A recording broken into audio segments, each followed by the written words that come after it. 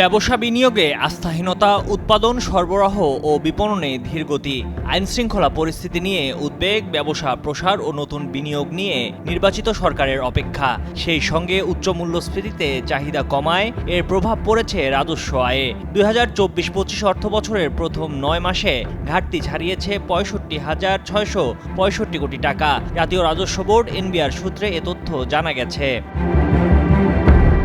চলতি অর্থবছরে রাজস্ব আদায়ের জন্য লক্ষ্যমাত্রা নির্ধারণ করা হয়েছিল 4,80,000 কোটি টাকা। পরে তা কমিয়ে 4,63,500 কোটি টাকা করা হয়েছে। কিন্তু প্রথম 9 মাসে আদায়ের ক্ষেত্রে বিরাট রাজস্ব ঘাটতি দেখা দেওয়ায় তা বেড়ে দ্বিগুণ হয়ে গেছে, যা আদায়ের কাছাকাছি যাওয়াকেও খুব চ্যালেঞ্জিং বলে মনে করছেন সংশ্লিষ্ট ব্যক্তিরা। সব মশার বিরুদ্ধে সুরক্ষা দিতে এলো বসুন্ধরা এক্সট্রিম অ্যারোসল, মশার বিরুদ্ধে এক্সট্রিম সুরক্ষা। এনবিআর চেয়ারম্যান মোহাম্মদ আব্দুর রহমান খান কালের কণ্ঠকে বলেন, রাজস্ব মূলত অর্থনৈতিক কর্মকাণ্ডের ওপর নির্ভর করে। জিডিপি প্রবৃদ্ধি কমে গেছে, বড় ব্যবসায়ীরা অনেকেই ব্যবসা বাণিজ্য রেখে পালিয়েছেন। অর্থনৈতিক কর্মকাণ্ড বাধাগ্রস্ত হয়েছে, এজন্য রাজস্ব আদায়ে ঘাটতি হওয়া স্বাভাবিক বলেও উল্লেখ করেন তিনি।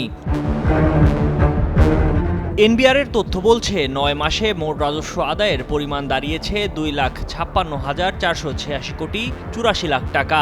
যদিও এনবিআরের সংশোধিত লক্ষ্যমাত্রায় 9 মাসে মোট 3,22,152 কোটি 64 লাখ টাকা রাজস্ব আহরণের লক্ষ্য ধরা হয়েছিল। অর্থাৎ এখন বাকি 3 মাসে লক্ষ্যমাত্রা পূরণ করতে হলে প্রতিদিন রাজস্ব আদায় করতে হবে 2,275 কোটি টাকা, যা অর্থবছরের দৈনিক গড় আদায়ের চেয়ে 1,000 কোটি টাকা বেশি।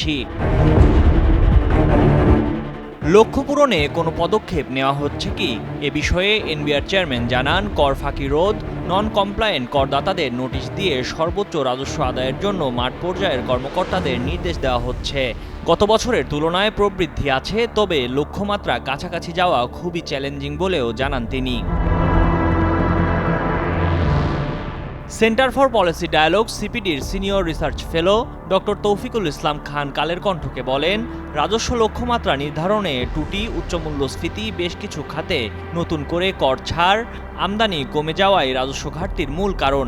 এই সমস্যা মূলত কাঠামোগত উল্লেখ করে তিনি বলেন, এলডিসি গ্র্যাজুয়েশন মাথায় রেখে পর্যায়ক্রমে কর ছাড় কমিয়ে আনতে হবে।